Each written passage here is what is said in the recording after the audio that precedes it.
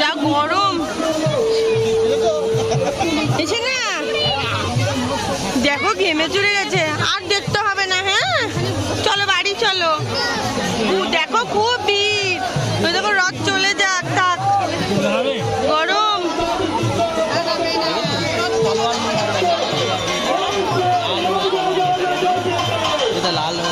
হ্যাঁ করে দেখছে। কি বলো, কোথায় এসেছো? বড় রথ?